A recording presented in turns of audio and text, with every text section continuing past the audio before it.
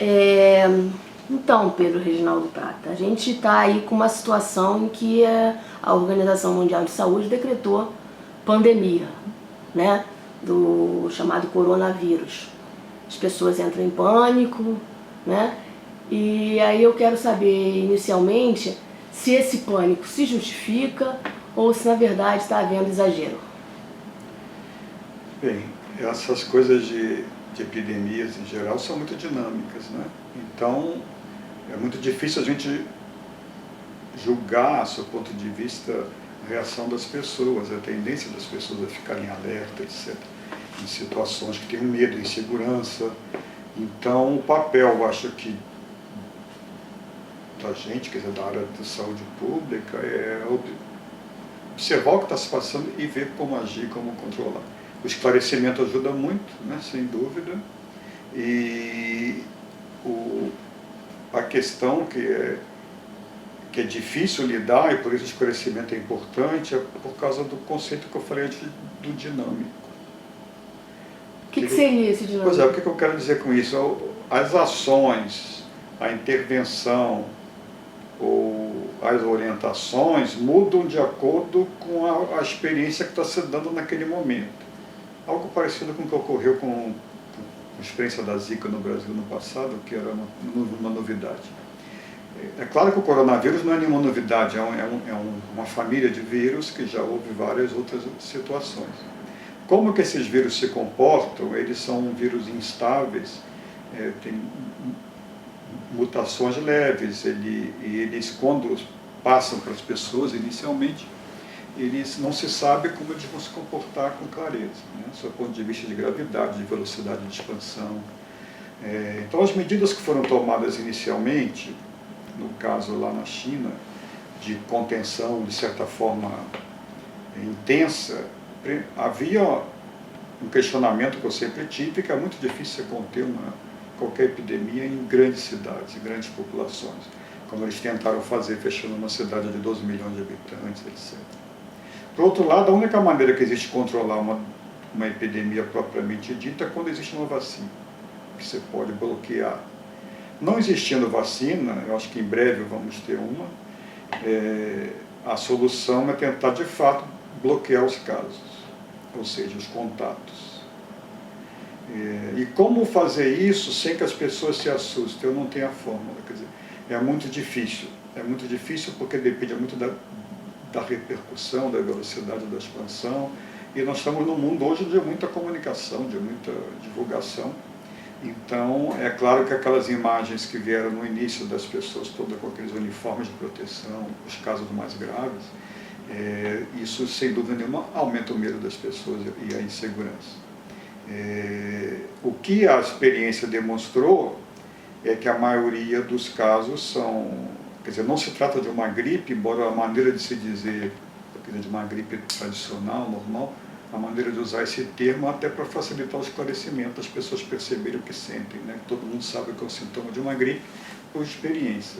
Agora, ele é mais um vírus que a gente chamaria de pneumonia viral, que as gripes, quando complicam, elas complicam com pneumonia também, mas geralmente é uma pneumonia oportunística, secundária, que se instala com uma bactéria pós o estado gripal, em pessoas idosas, geralmente. Nesse caso, não. O próprio vírus, ele ataca o pulmão, e isso que o diferencia de uma gripe viral, digamos. A questão da falta de ar intensa, normal. talvez. Pois é, por isso que a falta de ar, a tosse, que são os casos graves. Os demais parecem uma gripe mesmo. Então, uma questão que favorecia o bloqueio, do ponto de vista do mundo, é que a China, embora ela tenha um país com uma relação comercial importante com o mundo todo, ela não tem uma dinâmica de conexão tão intensa com o mundo. Então, a princípio, você fechar, como você tentou fechar os transportes, a aviação, controlar passageiros vindo de lá, não deixa de ser uma medida interessante. Agora, na medida em que por isso que eu digo que é dinâmico, em algum momento o contato passou para a Europa, porque é muito difícil também você conter isso em termos absolutos. Então, a Europa já tem uma dinâmica populacional de viagem para o mundo inteiro muito grande, daí que era inevitável que isso se expandisse. Com relação ao sistema de saúde, se a gente for pensar no sistema de saúde chinês, foi onde surgiu o sistema de saúde italiano e o sistema de saúde brasileiro, comparando esses sistemas, nós estamos mais preparados, nós estamos menos preparados. Como é que você vê isso? É difícil avaliar assim com clareza, né? Porque precisaria conhecer mais profundamente como que esses sistemas estavam organizados. Eu acho que a gente não tem estrutura para dar conta de uma expansão explosiva de casos. A dificuldade, sobrecarga, né? Uma sobrecarga. Então, uma dessas alternativas que a gente está tendo agora de testar uma certa contenção, as pessoas não irem, evitar aglomerações, escolas, etc., tem a possibilidade de reduzir a velocidade da expansão, porque toda doença infecciosa, quando não tem uma vacina, mas quando tem uma vacina, o mecanismo é parecido. Vamos lá, depende do grau de expansão, do grau de contaminação.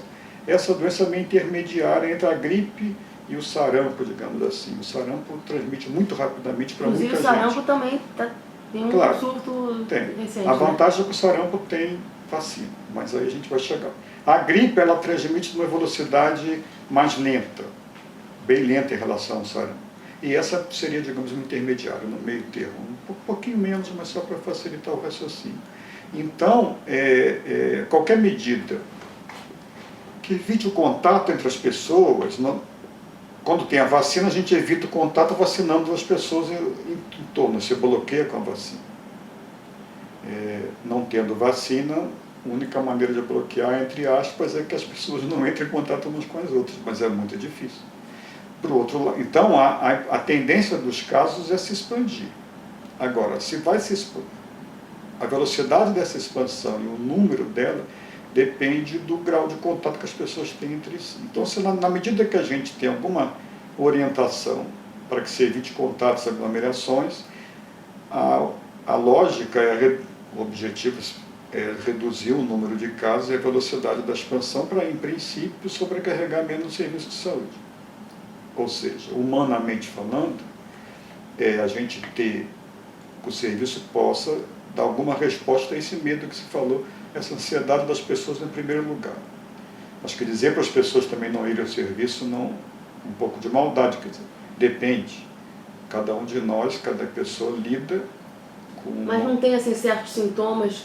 Claro, veja, a maneira como eu lido com sintoma, a minha segurança ou insegurança, será que eu estou ficando, no caso é grave ou não é grave? Depende da capacidade. Bom, depende, claro, do que eu estou sentindo, mas eu percebo, eu tenho mais ou menos insegurança para lidar com isso. Então, de qualquer forma, as pessoas que estão com quadro gripal, e claro que se passa para falta de ar, tosse intensa, tem que procurar o serviço de saúde. Os demais vão procurar se estiverem seguros, com medo, etc. Né? Então, a orientação, acho que é melhor claro, se as pessoas, esse sim, para sair de casa e ir ao serviço de saúde, para usar a máscara, para evitar que ele transmita para os outros. A máscara é eficiente tanto para quem usa como para os outros? Não, ela é mais, quer dizer, ela reduz a probabilidade de transmissão. Aí existem dois tipos de máscara, essa simples, que é mais fácil de encontrar, e a máscara propriamente cirúrgica, médica, né? Que é uma máscara que realmente contém. Então, para o profissional de saúde que está ali lidando. Então, se houvesse possibilidade de ter máscara para todo mundo, entre aspas, embora seja uma coisa meio assustadora, mas ela é ótima. Mas isso não tem, provavelmente não vai ter produção industrial que dê conta disso. Então, qual é a questão? É reduzir o dano, reduzir a possibilidade de transmissão. Então, quem tem sintoma, usa máscara. Quem não tem, não usa. Agora, aí vocês vão perguntar, não, mas a pessoa pode estar sem sintomas já que está o vírus. É verdade. Mas tem uma parte assintomática da doença. O assintomático. Mas então não existe uma proteção perfeita. Porém, o assintomático transmite, digamos, com menos intensidade. Porque quem tem sintoma, tosse, espirra, está jogando as gotículas para onde? Quem não tem, não está tossindo, não está espirrando. Então a possibilidade de transmissão é mais aquele contato muito, muito próximo do familiar, de quem está ali junto, abraçadinho, né? dando beijo. Agora, é mais fácil pegar coronavírus do namorado. Os demais não, você está com sintoma, está espirrando, está tossindo, então a gotícula está transmitindo. Então, todas essas questões, na verdade, é como é que se minimiza a possibilidade, né, a probabilidade. E é claro que não sobrecarregar o serviço de saúde no sentido de tentar, com isolamento, entre aspas, né, entre aspas que eu digo que não é isolamento absoluto, mas evitar as multidões, ficar mais em casa, o que for, você libera as unidades de saúde para poder tratar os casos graves quando surgiu. Nós vamos ter menos casos graves e, em tendo caso grave, as pessoas vão ser atendidas, que é extremamente desumano e triste, difícil, quando você não tem como atender. Agora, o que, de certa maneira, acontece muitas vezes claro, no dia a dia. É isso que eu ia dizer. Pessoas. Quer dizer, na própria profissão médica, uma das coisas que a gente é treinado e aprende, é muito duro, mas faz parte, é definir prioridades. Né? Se você tem 10 leitos e 15 pacientes... O que é mais grave e o que não é? O que é mais grave não? O que tem mais, pode ser grave, mas você já saber que não tem possibilidade de cura. Então, nesse caso, você tem que fazer um tratamento humano que alivia a pessoa, né? Mas deixar seguir seu curso. Agora, se existe uma gravidade que você sabe que tem uma possibilidade de cura, aquele deve ter prioridade para um tratamento intensivo, etc. Isso tudo exige conhecimento, experiência, né? E uma capacidade de empatia humana muito grande, que você tem que lidar com sentimentos, com famílias, com pessoas. Né? Então, o pior de todas as situações é as pessoas se sentirem desamparadas, abandonadas. Né? Então, existe um caráter individual de atenção médica, existe um caráter coletivo, que é esse que lida com os números. Então, todas as ações da epidemiologia, na verdade, são ações de saúde pública. E você não está lidando com como tratar cada pessoa, são instâncias diferentes. A gente está lidando com como minimizar o impacto. Né? Falando no SUS, sem querer comparar com outros países, também é difícil, como você falou, saber exatamente como é o sistema de saúde nesses outros países, mas você acha que o corpo médico brasileiro que trabalha no SUS, da maneira como são formados os médicos no Brasil e tal, estamos preparados, humanamente falando, em termos de material humano na medicina para atender a essa demanda? Você diria? Não sei se você entendeu a pergunta. Mais ou menos. Os médicos eles estão formados, capacitados para lidar com uma situação dessa? Bem, a questão é o seguinte, é uma pergunta que eu não tenho uma resposta clara para você. O médico ele é preparado para atenção individual, para tratar doentes, né? Identificar doenças. Inicialmente ele é sempre preparado para o individual. Ele deve, eu acho até que a qualidade vem caindo, mas ele está preparado, da formação, né? Da formação, mas o objetivo do médico é ele está bem preparado para identificar sinais e sintomas, principalmente, esse que é o desafio, no caso que a gente está falando, mas serve para qualquer situação, é a questão do que é grave. Então, a grande maioria dos mal-estares, das doenças, inclusive dessas pessoas, vão ter que seria um quadro gripal, entre aspas, e vão ficar boas. Né? A questão é como identificar aqueles que podem ser uma coisa grave por trás, ou está agravando. Isso vale para qualquer doença. Qualquer intercorrência no pronto-socorro, numa emergência, é eu saber o momento de diferenciar quando aquilo está virando que precisa de uma internação, precisa de um acompanhamento. E se isso vai ser, depende, mas que seja em torno de 20% dos casos que vão para esses lugares. Salvo os traumas, a coisa que é óbvio. Né? Essa que é a questão do preparo fundamental, porque o resto é a atenção humana que a equipe de saúde pode dar.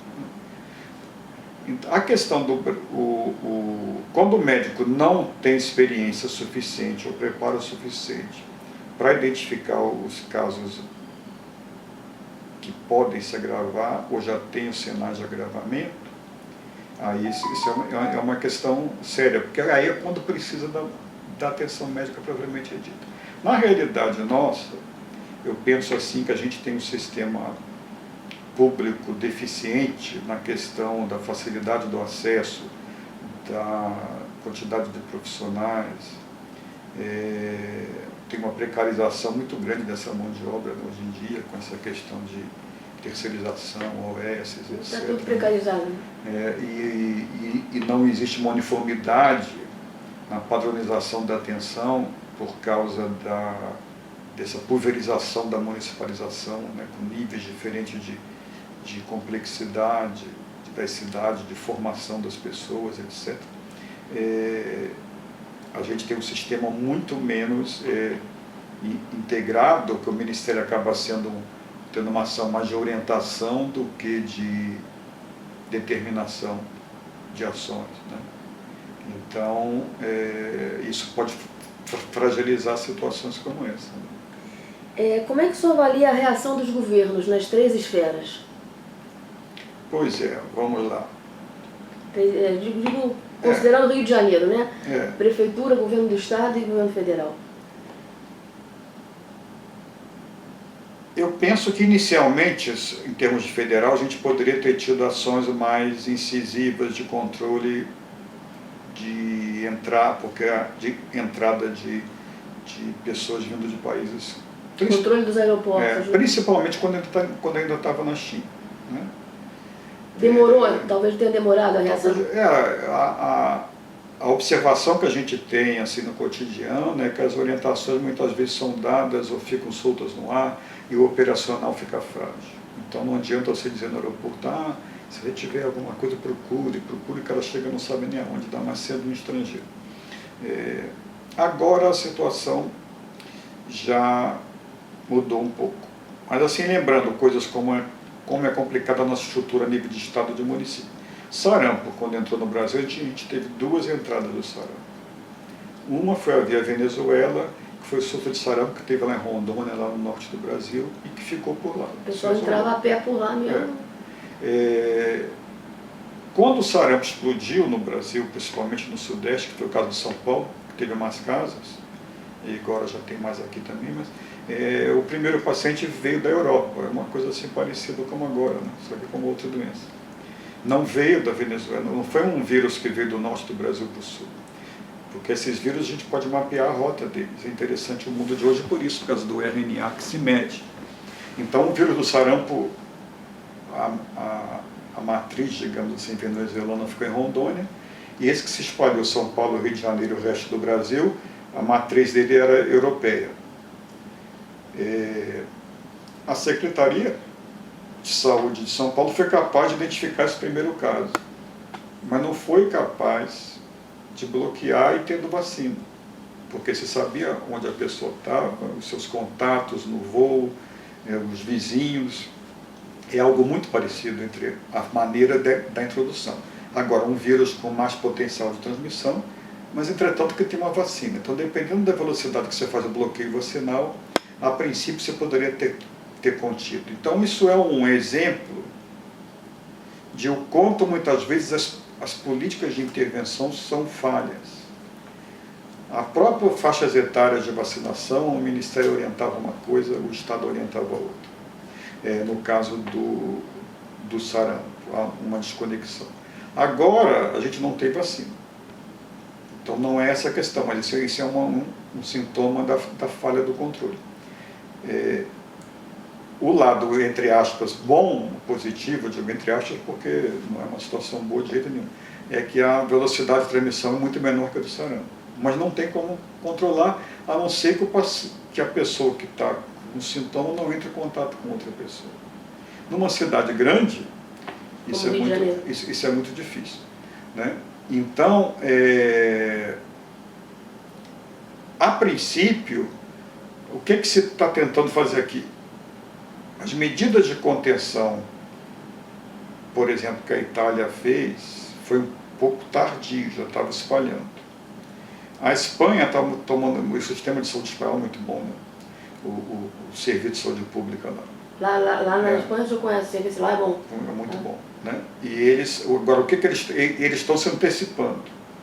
Procuraram se antecipar no fechamento das áreas públicas para evitar que a doença exploda num nível que o serviço de saúde não dê conta.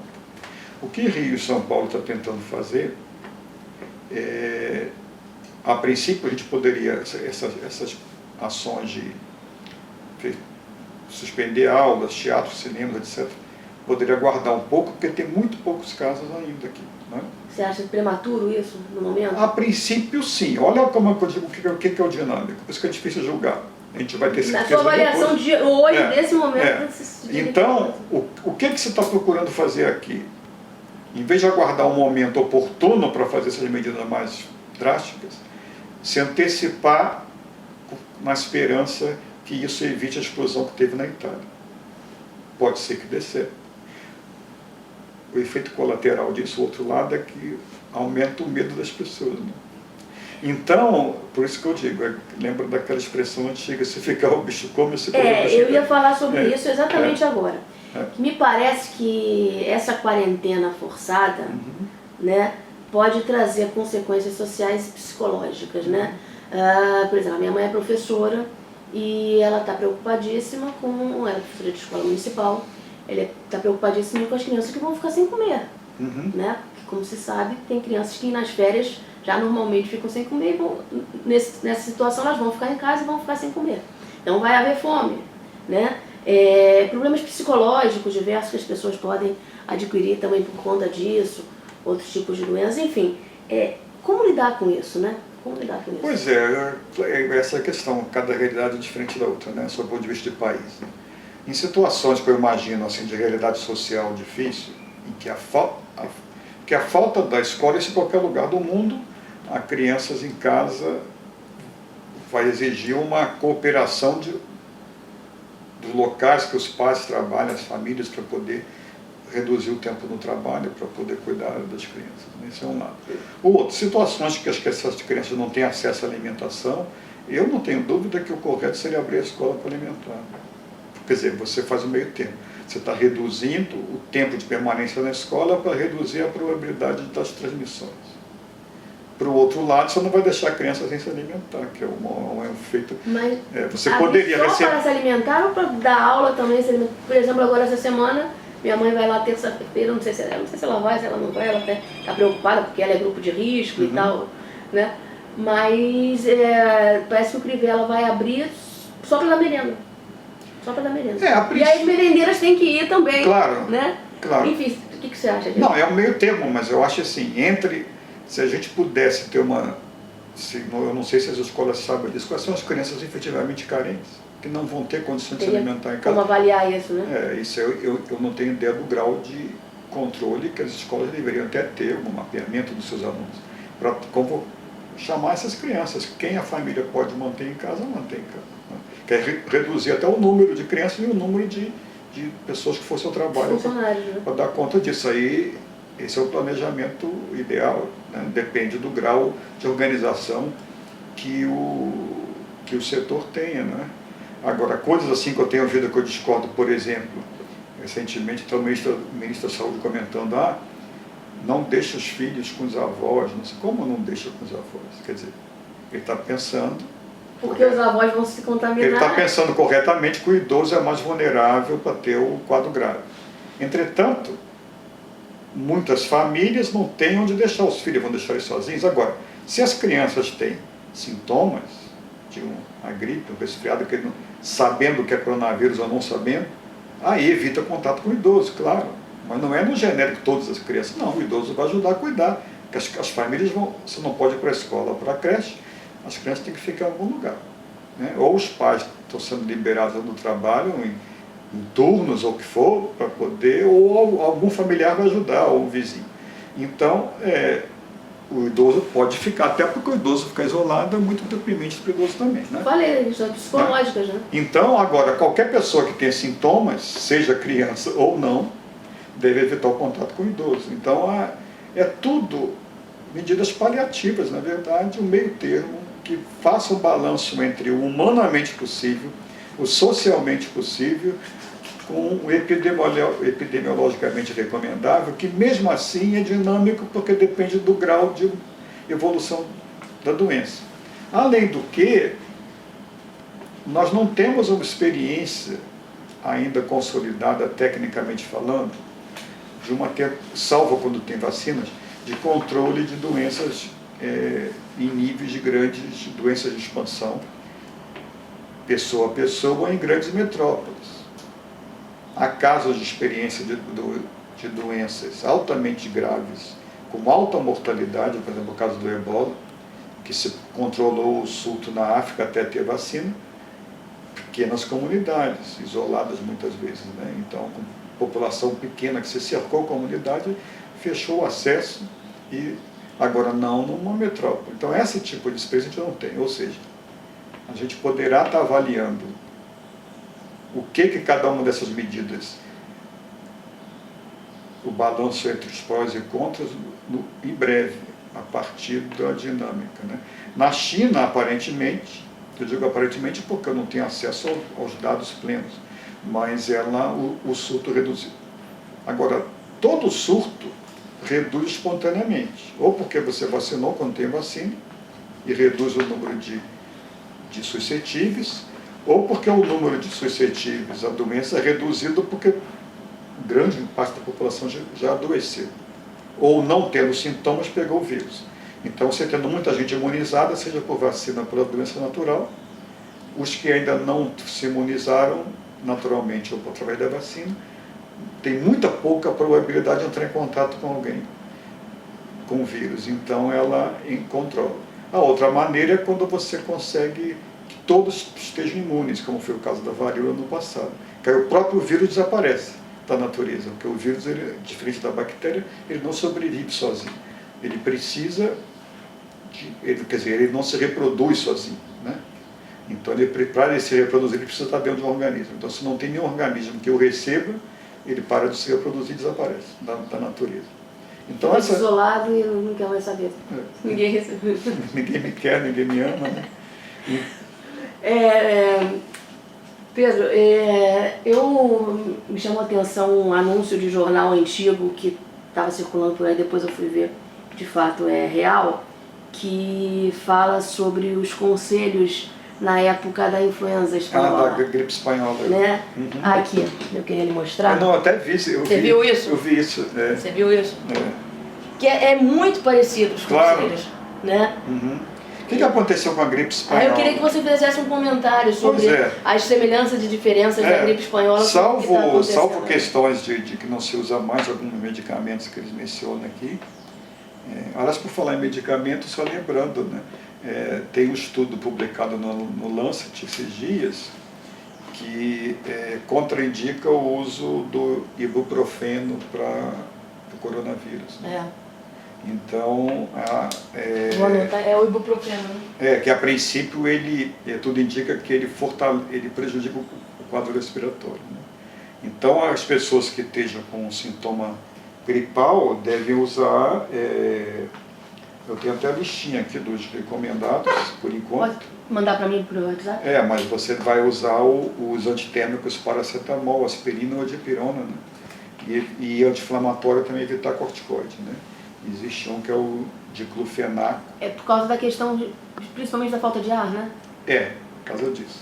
Agora, esse da gripe espanhola é interessante porque, assim, essas doenças têm histórias parecidas, só que a gente está num mundo completamente diferente. O tempo que a espanhola levou para se expandir foi muito menor, porque naquela época a conexão entre os países se fazia por navios, etc. Né? Na verdade, ela começa daí o nome, né?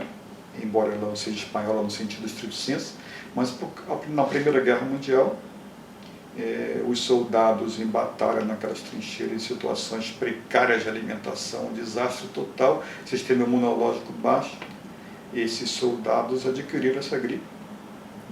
E quando eles retornam para os seus países de origem, no caso foi para os Estados Unidos, e depois ali foi espalhando, a gripe foi se expandindo e a mortalidade foi altíssima.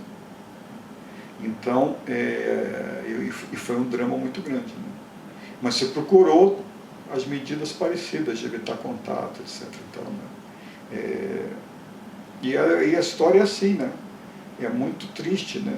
Agora, hoje em dia, quer dizer, a probabilidade no próximo ano a gente ter essa vacina desse Covid-19 incluída na vacina da gripe é alta, né? Se não for em 21, vai ser em 22, mas em 21 é provável, porque como são vírus parecidos, né?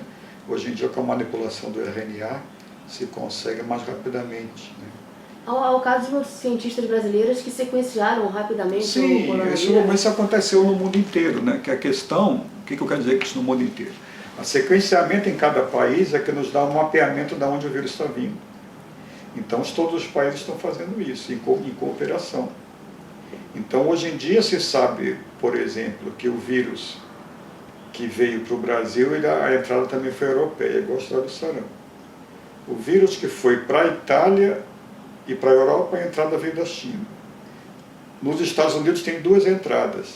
Tem uma entrada via China, através da costa, como é que chama? Da Califórnia, da costa oeste, e tem uma entrada via Europa através da costa leste, que é Nova York, Miami, essas coisas. E isso a gente sabe pelo RNA, porque o vírus ele vai se modificando ligeiramente na medida que ele vai se espalhando no contato com as pessoas. Ele tem uma matriz que é única dele, da genética, que você identifica qual é o vírus, mas ele começa a ter algumas mudanças que você, pela tipagem, você sabe qual é a família mais próxima dele, sei lá, quem é o pai, quem é a mãe, digamos assim, né? Então, a origem, né? É a origem. Então, é esse sequenciamento que foi feito aqui que permite saber a origem, e assim tem sido feito nos outros países. Inclusive as vacinas, você pode adequar uma vacina, embora a matriz seja a mesma, tem algumas situações que uma vacina serve no mundo inteiro. Outras situações você modifica ligeiramente, que ela vai ser mais eficaz para aquele sorotipo que está no nosso país. Essa história do sarampo que eu falei, porque a gente sabe que o sarampo do Rio e São Paulo, desse surto, veio da Europa, e o da Roraima veio da Venezuela, por causa desse sequenciamento. É a mesma técnica, né? Em nível de gravidade, eu já vi compararem a pandemia de coronavírus com uma que teve em 2003, foi da SARS, né? Você acha que... Não, ela é menos grave. É menos grave? É menos grave. Agora ela tem a capacidade... A SARS é menos grave ou o coronavírus? Não, a SARS é mais grave. A SARS é mais grave. Agora essa, ela tem menor gravidade, mas ela tem uma capacidade também de expansão, me parece que é um pouco menor, né? Agora, não é isso, quer dizer, os vírus, por isso que eu digo, os vírus se comportam... A SARS já tem vacina? Já tem, Então é essa a questão do comportamento das epidemias, salvo vírus muito estáveis. O sarampo a gente sabe sempre como vai ser, como a varíola era. Ele é previsível. Que são vírus mais estáveis, né? Os vírus gripais, em geral, e suas variantes, eles têm mais estabilidade. Então, por isso que, por exemplo, o sarampo você pode tomar uma ou duas, depende da matriz, mas, digamos, hoje em dia a gente recomenda duas vacinas, 2 doses, né? E a gripe você precisa tomar todo ano, porque a variação do vírus de ano a ano é muito mais rápida, né? O sarampo é estável, a varíola é tão estável que não vacina mais, né? Não precisa. Bom, o que causa também pânico nas pessoas é que quando acontece esse tipo de coisa, geralmente há uma guerra de informações, né? E ainda mais no mundo de hoje, no mundo de fake news e tudo mais. E quando a gente tem governos, como acontece no caso do Brasil e dos Estados Unidos também, né? Em que vivem da notícia mentirosa, né? Quer dizer, a mentira ou a distorção ela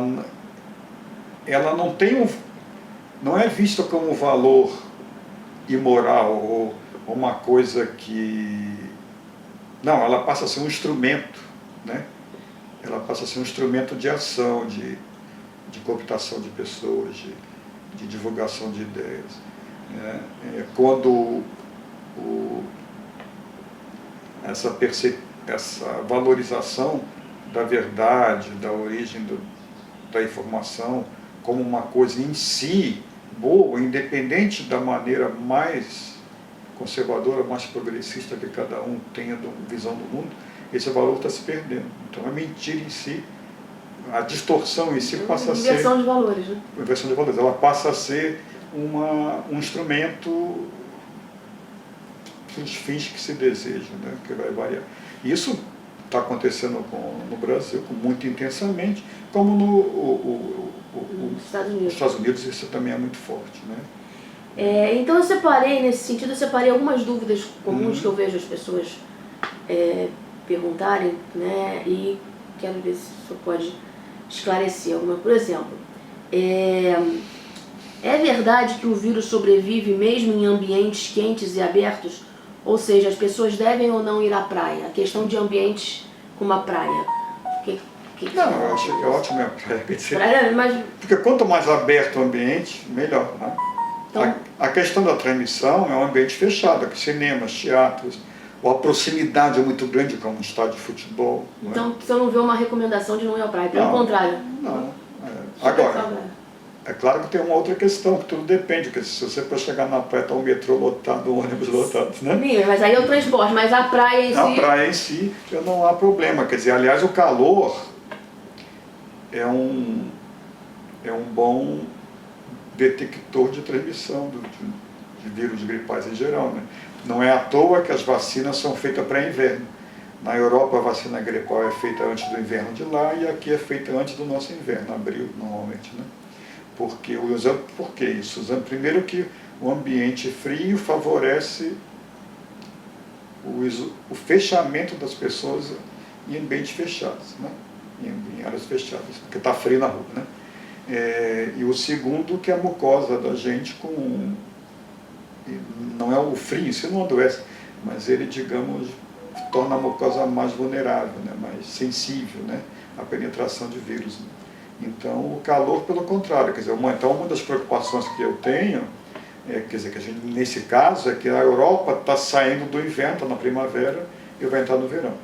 E nós vai ser o contrário, né? Nós vamos entrar no inverno. O surto está começando que nós vamos entrar no inverno. O inverno aqui não é tão intenso daqui para o norte, mas daqui para o sul é parecido com o europeu, né? Então, isso são... Então está liberada a praia. Está liberada a praia. Bom, sobre as crianças. Há quem diga que criança nem tem chance nenhuma de pegar o coronavírus. É verdade? Não, bobagem. Tem chance? Tem. Apenas a probabilidade de desenvolver um quadro grave é mínima. É muito pequena, né? Diferente do sarampo, né? O sarampo e elas transmitem também da mesma maneira? Transmite da mesma maneira.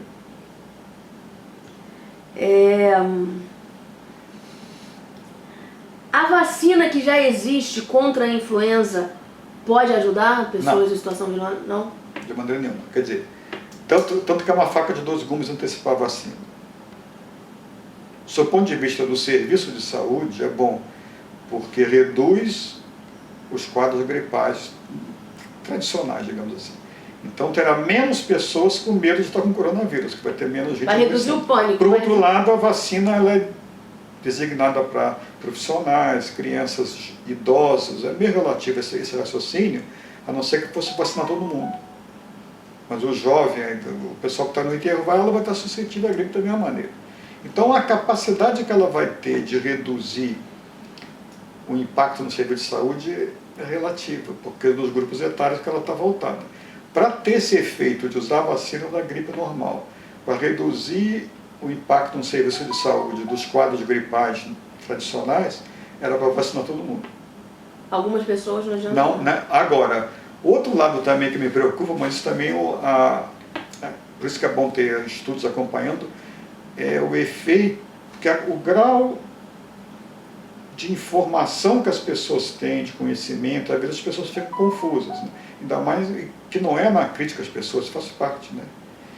A gente tem um nível educacional nosso de formação não é alto, né? Em geral, né?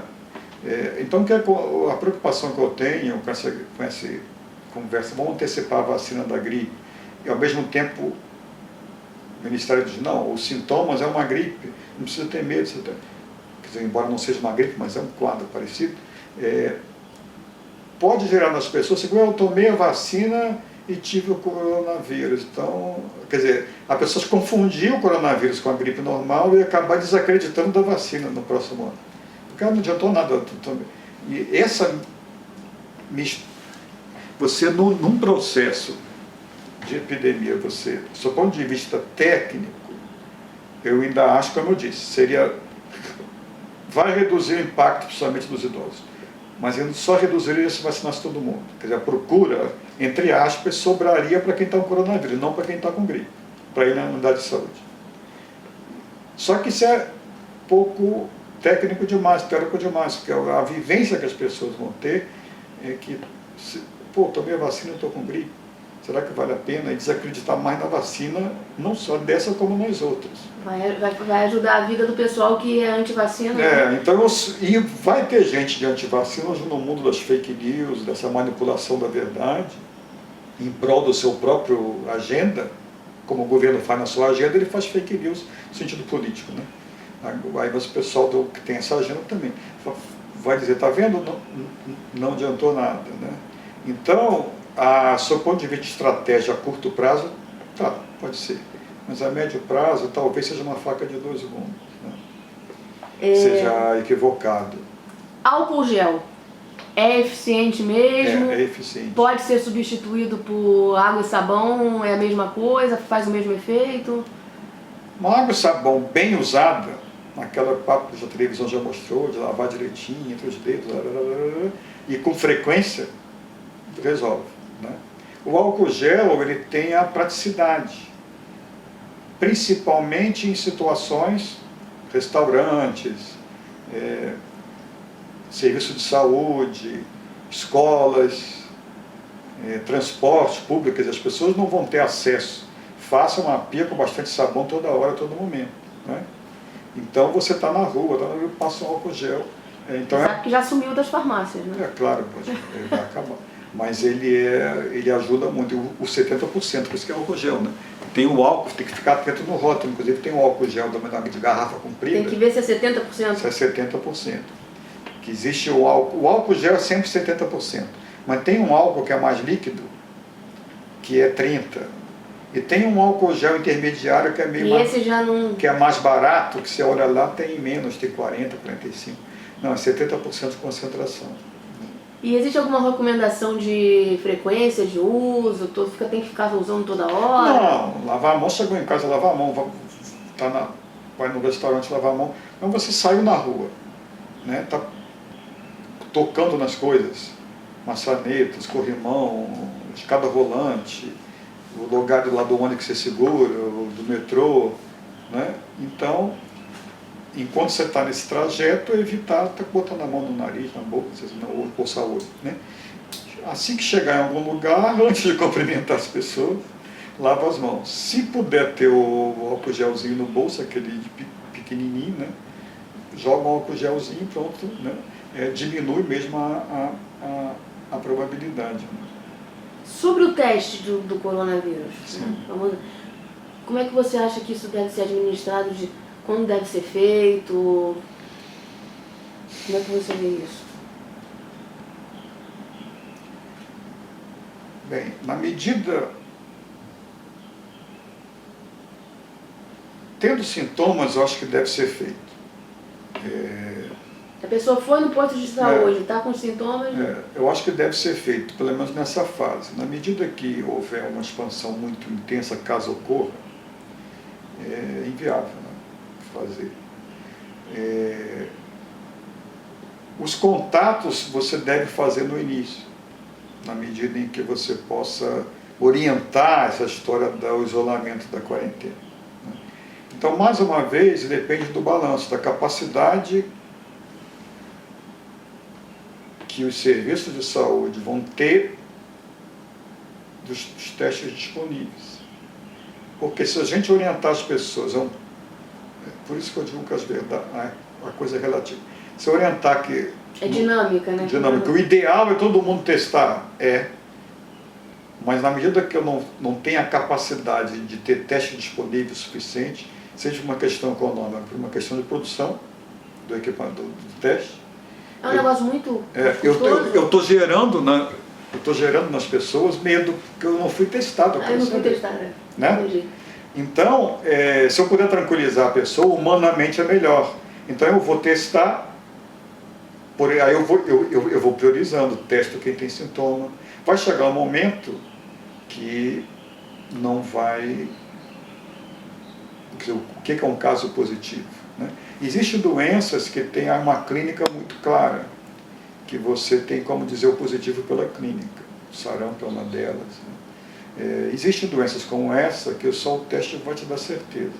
E agora, você vai poder dizer, se é uma gripe, entre aspas, que tem um quadro pulmonar, que não é bacteriano, o quadro pulmonar da falta de ar, da tosse, mais uma vez, depende de recurso. O melhor diagnóstico de imagem ainda é, para esse caso, é a tomografia. O raio-x está mais disponível no país inteiro, né? Tomografia nem sempre.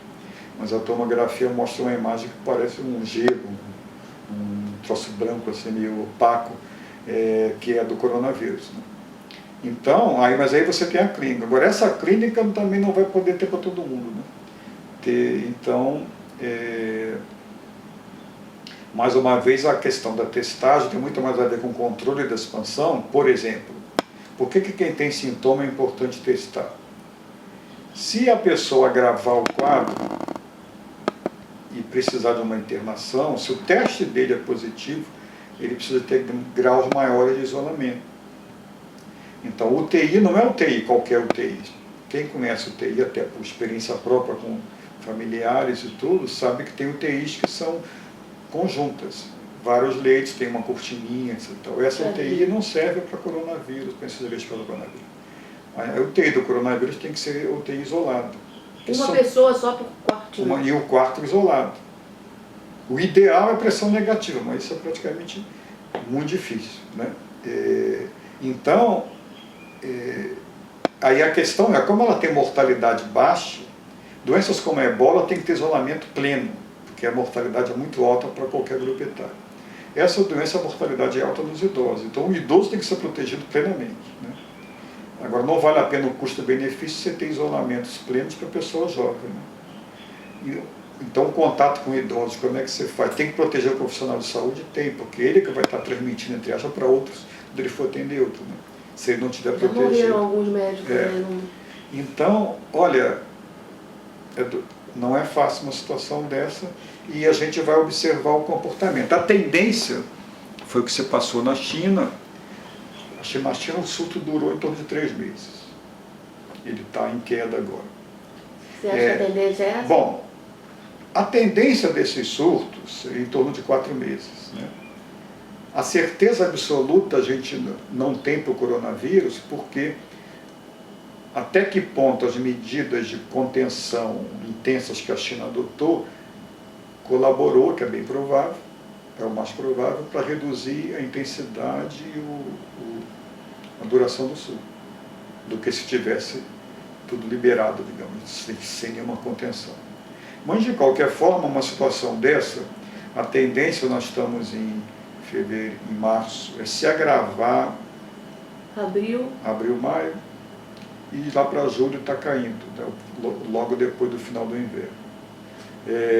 Agora, o grau de expansão disso, se espera que, com essas medidas de contenção atuais, haja uma redução da expansão.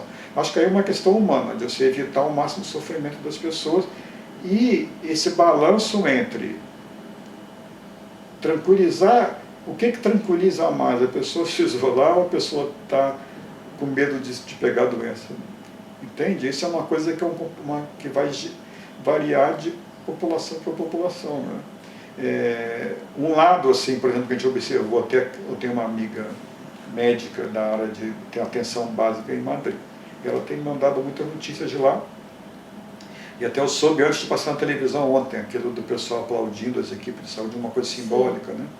Então, aí quando você me perguntou a questão das equipes, da visão, preparo, né? E como as pessoas vão reagir, às vezes você pode ter um efeito, o negativo é esse efeito do medo, do isolamento, do efeito psicológico que isso traz.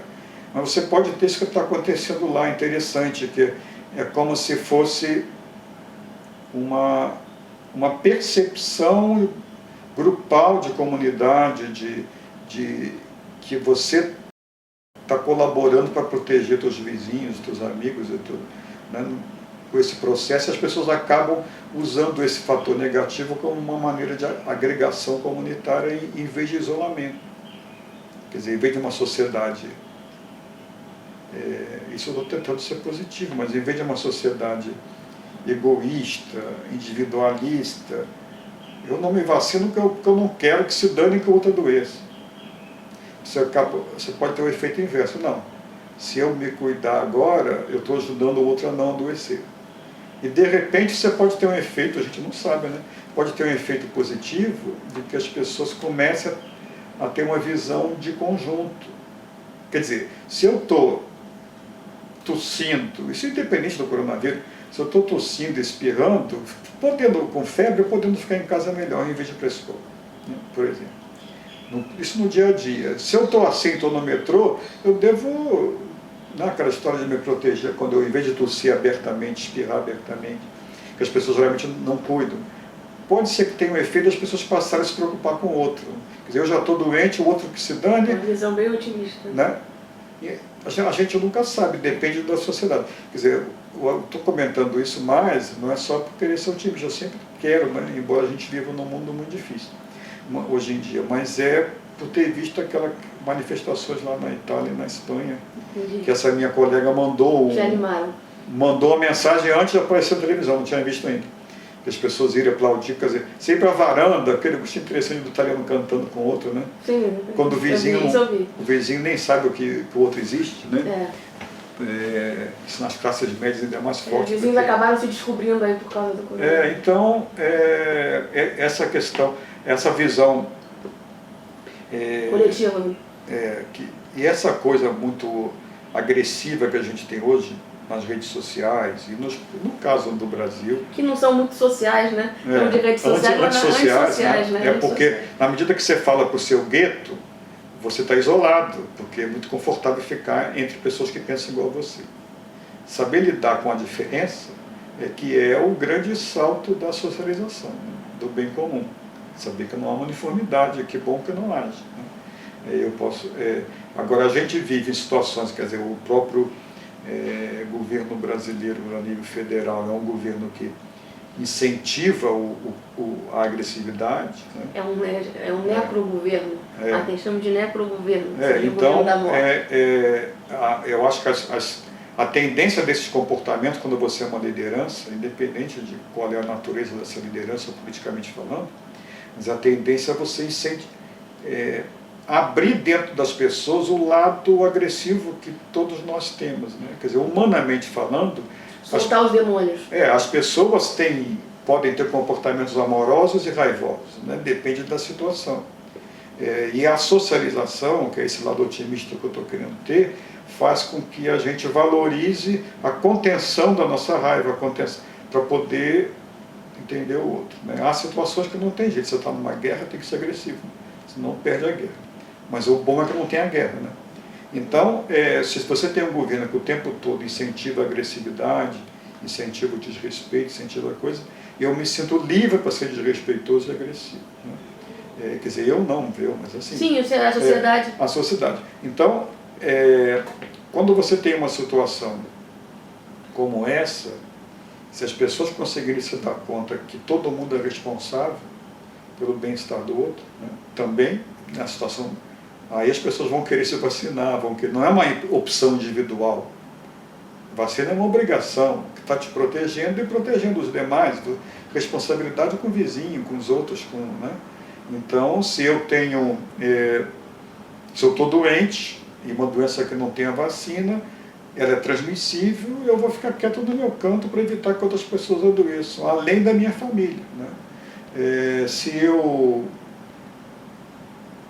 vivo numa sociedade muito desigual, a desigualdade acho que ela é inerente à sociedade, até pelas variações, né, que vão ter, né, econômicas e pessoais, de talentos, de tudo, de oportunidades. Mas o mínimo que se pode fazer é que a sociedade tenha um pouco de solidariedade humana com aquele que vive em situação de carência. Para minimizar... a população de rua nessa situação. Para minimizar esse sofrimento humano que existe da pobreza e da miséria. Na medida que isso é naturalizado, eu desagrego a sociedade. Né? E aí a pessoa não quer pagar imposto, porque o que importa sou eu, mas quando eu estou pagando imposto, esse imposto é para beneficiar a sociedade como um todo, inclusive aqueles que não têm condições, né? E isso também se aplica aos governos, né? Você gosta de falar de internação compulsória, né, de quem tem testa positivo coronavírus. Você acha que é correto, é o caminho? Não. Quer dizer, a quarentena compulsória, Tem que ficar em... né, se a Obrigado a ficar em casa. se a pessoa está em casa e não está necessitando de cuidados médicos intensivos, é melhor que estar no hospital, claro, né? Não deixa de ser uma atitude, que é outro lado que eu estou falando da solidariedade, não deixa de ser uma atitude irresponsável. Se o cara está confirmado, ele que se dane, né? Quer dizer, eu vou sair por aí. Não, não vai sair por aí. Então, acho que em situações de emergência, seria um autoritarismo positivo, né? Até que ponto se chega ao extremo que a China chegou, não sei avaliar. Né? Mas a situação é uma sociedade que tem outras características, não só políticas, mas culturais, etc. Né? Então, agora, é o mesmo exemplo da vacina. Eu acho que a vacina tinha que ser compulsória, no mundo de hoje, que não há mais dúvida, né? De doenças transmissíveis, né? Em que você não tem como, as escolas deviam dirigir atestado das crianças frequentes. Senão não pode assistir a aula. Isso, as pessoas liberais no sentido extremo, eu acho isso absurdo, né? Até muito pessoas na área jurídica, né? O direito individual. Mas não faz nenhum sentido, porque é uma irresponsabilidade isso muito grande, né? Então a gente não vive num mundo... quer dizer, a gente é social por natureza. Por que a gente só vai ser social naquilo que me interessa a mim como pessoa? Isso é um individualismo egoísta, né? E é muito conservador, né? Até política ideologicamente falando, que fortalece essas visões de que eu e o resto que se dane.